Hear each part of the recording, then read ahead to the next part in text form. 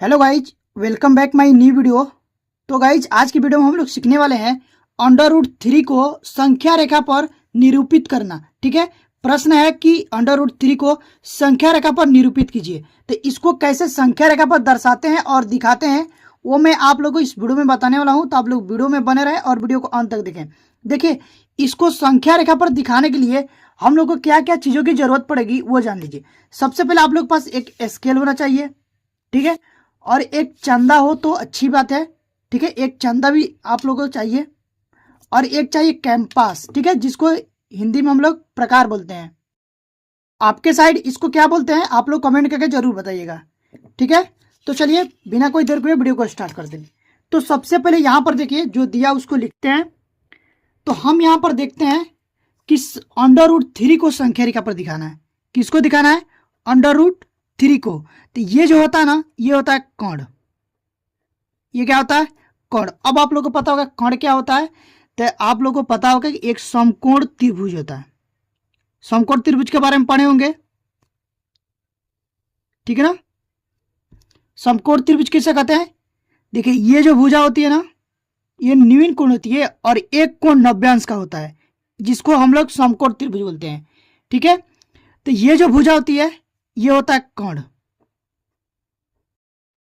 ये नीचे वाला बेस यानी कि ये होता है आधार।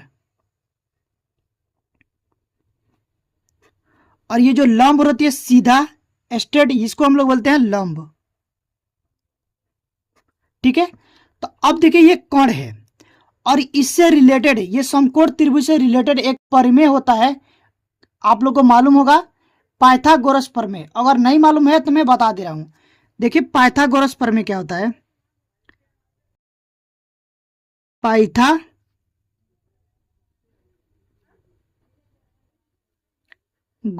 प्रमेय, तो ये होता है कर्ण का वर्ग। कर्ण का वर्ग यानी कि कर्ण का स्क्वायर बराबर होगा लंब का स्क्वायर प्लस आधार का स्क्वायर। ठीक है, तो अभी मान लीजिए कि कर्ण कितना दिया है, ये इतना दे दिया है अंडर रूट 3।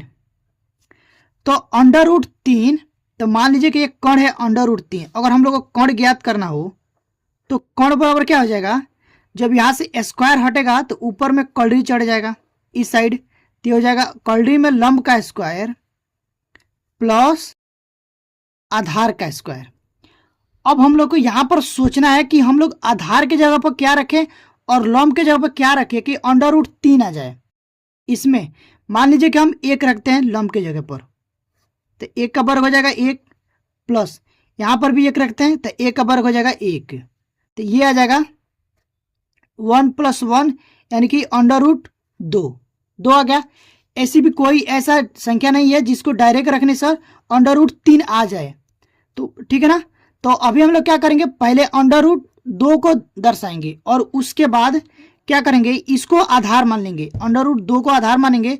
तो चलिए मैं मान लेता हूं, एक को मान लेते हैं लंब और अंडर रूट 2 को आधार मान के इसको स्क्वायर करते हैं। तो जब इसको स्क्वायर करते हैं तो कितना आएगा, 1 का वर्ग 1 और अंडर रूट 2 का वर्ग 2, तो ये आ जाएगा अंडर रूट 3। 2 और 1 3।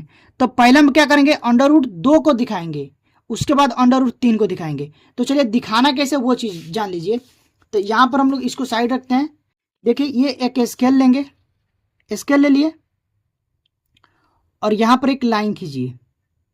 यहाँ पर हम एक लाइन खींच देते हैं, रेखा खींचेंगे।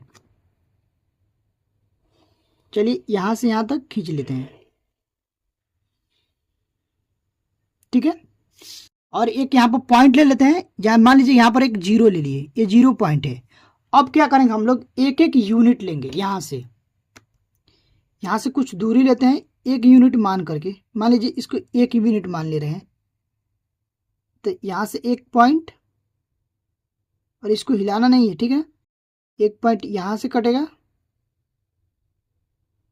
और एक यहाँ से, और सेम सेम लेना है, ठीक है। तो यहाँ से एक हो जाएगा, इसको नाम दे देते हैं। चलिए इसका नाम है 1, ये 1 2 3 और 4, ठीक है।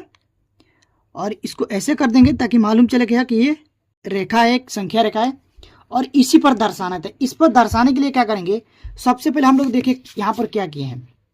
पहले लंब को 1 लिए हैं और आधार को 1 लिए हैं, तो कितना आया है, √2 आया है।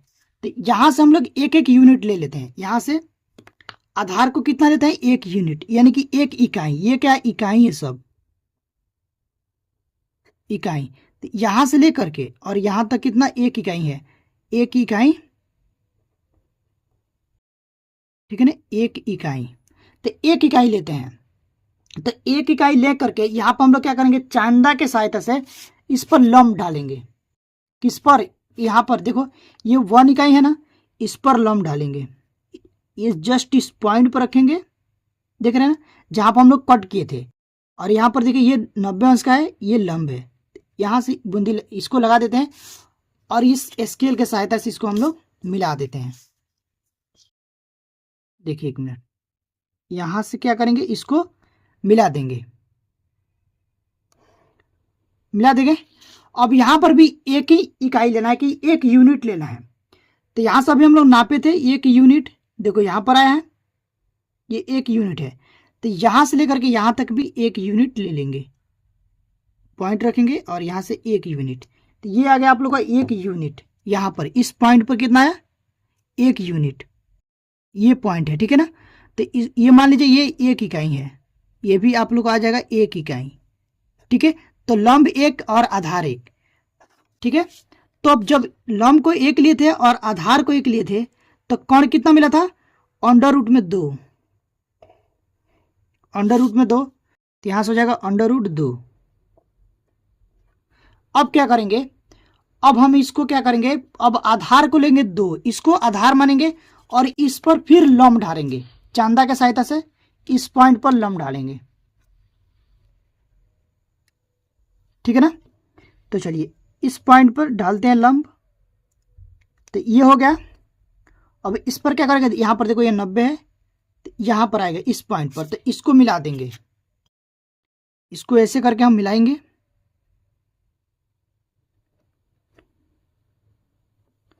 तो ये हो जाएगा लंब। अब इस लंब पर हम लोग को 1 इकाई लेना है, कितना, 1 इकाई। 1 इकाई देखो ये 1 इकाई है, यहां से लेकर के यहां तक, फिर यहां से लेकर के हम लोग यहां तक 1 इकाई लेंगे। यहां पर कट लगा देते हैं, ठीक है ना। ये पॉइंट मिला हमको, क्या पर मिला, ये पॉइंट। अब इस पॉइंट को और ये से 0 वाले पर मिला देंगे। तो जब हम इसको यहां पर मिलाएंगे, अब देखिए हो जाएगा आधार और ये हो जाएगा लंब। तो लंब पर भी हम कितना इकाई लेंगे, 1 इकाई। तो फिर जब इसको लिए 1 इकाई, यहां पर मैं दिखा रहा हूं, देखिए जब हम लंब को 1 इकाई और आधार को √2 लिए तो कितना आया था, √3। तो यहां से जो आएगा ना, ये हो जाएगा √3।